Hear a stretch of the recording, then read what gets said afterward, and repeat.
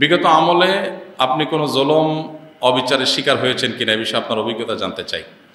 ভাই, খুব ভালো ভালো প্রশ্ন আপনারা বাছাই করে করে মাশাআল্লাহ আজকের জন্য নিয়ে আসছেন দেখা যাচ্ছে। দেখুন, অভিজ্ঞতা আমাদের সবারই কম বেশি তিক্ত অভিজ্ঞতা আছে। একটা সমাজ যখন করাপ্টেড হয়ে যায় তখন সমাজের কেউই ভালো থাকে না। এই নারায়ণগঞ্জের এসপির অফিসে আমাকে নিয়ে এমন অকথ্য ভাষায় গালিগালাজ করা হয়েছে, বেশি দিন আগের কথা না। এবং এই সিদ্ধিরগঞ্জ থানার ওসি ছিলেন, আমি নাম আর বললাম না, ওসি সাহেব তিনি ভালো মানুষ ছিলেন, আমার পক্ষে ছিলেন। আমি একটা মাসআলা দেওয়ার কারণে সেখানে আমাকে ডেকে নিয়ে অকথ্য গালিগালাজ, আর ওসিরে বলতেছে যে থানায় নিয়া প্লাস দিয়া হাত পায়ের নখুটে দিবা, আমার সামনে বসায় রেখা। বুঝতে পেরেছেন? খুব গর্ব করে তিনি অমুক ছাত্র রাজনীতি করতেন, গর্ব করে বলতেছেন আমি ছাত্রলীগের রাজনীতি করতাম। এই নারায়ণগঞ্জের এসপি, এই বর্তমান এসপির কথা আমি বলছি না, এর আগে যিনি ছিলেন।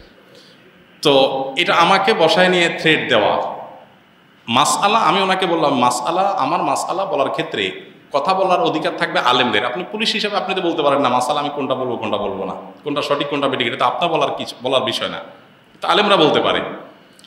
তো উনি খেপে গেলেন এবং সবার সামনে যাচ্ছে তা আচরণ করলেন। কত শত অভিজ্ঞতা আছে, এগুলো তো আমি মানে সব কিছু বলার সুযোগ পাই না, আর বিশেষ করে বলতেই তো পারি না। কারণ কোনো স্ট্যাটাস আমরা লিখেছি, সেখানে দেখা গেছে যে 5টা এজেন্সি থেকে ফোন চলে আসছে, হ্যাঁ আপনি এটা কেন লিখলেন, ওইটা কেন লিখলেন, চাপাচাপি শুরু হয়ে গেছে। আমাদের ফাউন্ডেশনের সমস্ত হিসাব নিকাশ পুঙ্খানুপুঙ্খভাবে রাখার পর সেটা আবার আমরা ভালো অডিট ফার্মের মাধ্যমে অডিট করে একেবারে এমনভাবে রাখি যে তিল তিল করে আমরা হিসাব ফেসবুকে পর্যন্ত দিয়ে দিই, কোনটা কত দিয়ে কিনি সেটা পর্যন্ত আমরা দিয়ে দিই।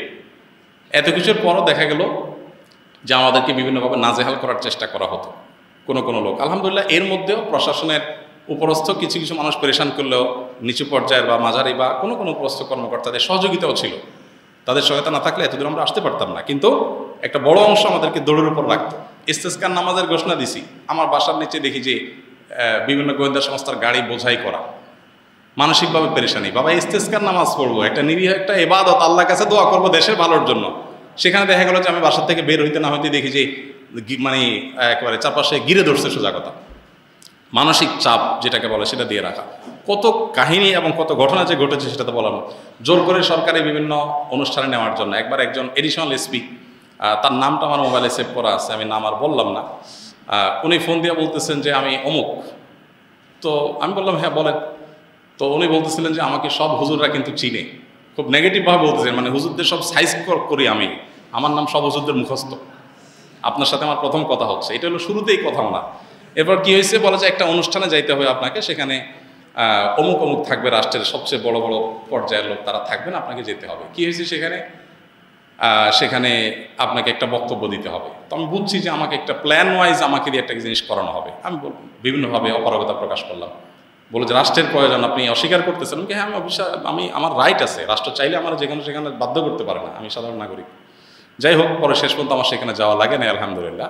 তো এরকম পরিস্থিতি হয়েছে। সর্বশেষ এই যে আমাদের আসিফ মাহতাব গ্রেপ্তার হলো, তার নিয়ে পোস্ট দিলাম। আমাকে আমার এক ভাই সোর্স তিনি বললেন যে ভাই আপনি বাসায় থাকেন না।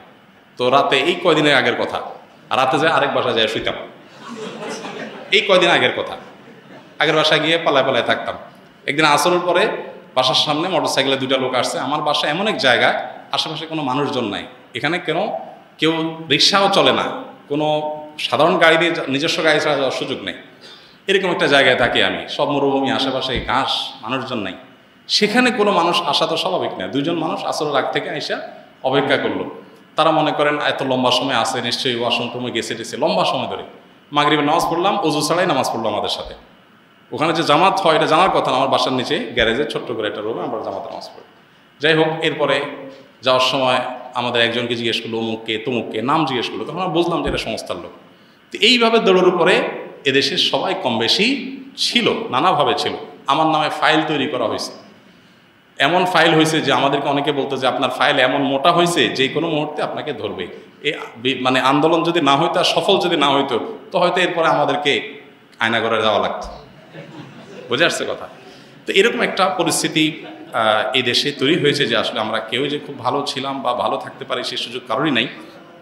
এরপরও আমরা আসলে সংগ্রাম করে চেষ্টা করে যতটুকু সম্ভব চেষ্টা করেছি অস্তিত্বটা টিকে রাখার জন্য। তার জন্য যে কত মূল্য দিতে হয়েছে, কত থ্রেট, এগুলো হজম করতে হয়েছে, সকাল বিকাল পালায় বেড়াইতে হয়েছে, হ্যাঁ, বিভিন্নভাবে টোপ দেওয়া হতো যে সরকারি এই সুবিধা নেন, ওই সুবিধা নেন। আলহামদুলিল্লাহ কখনো সেই সুবিধাগুলো আমরা গ্রহণ করি নাই, এবং এ ব্যাপারে আল্লাহ তালা আমাদেরকে গাইড করেছেন। এবং দোয়া করি আল্লাহ তালা আমাদের প্রিয় দেশটাকে এমন নিরাপদ করে দেয়, কেউ কাউকে ভয় করে চলতে হবে না।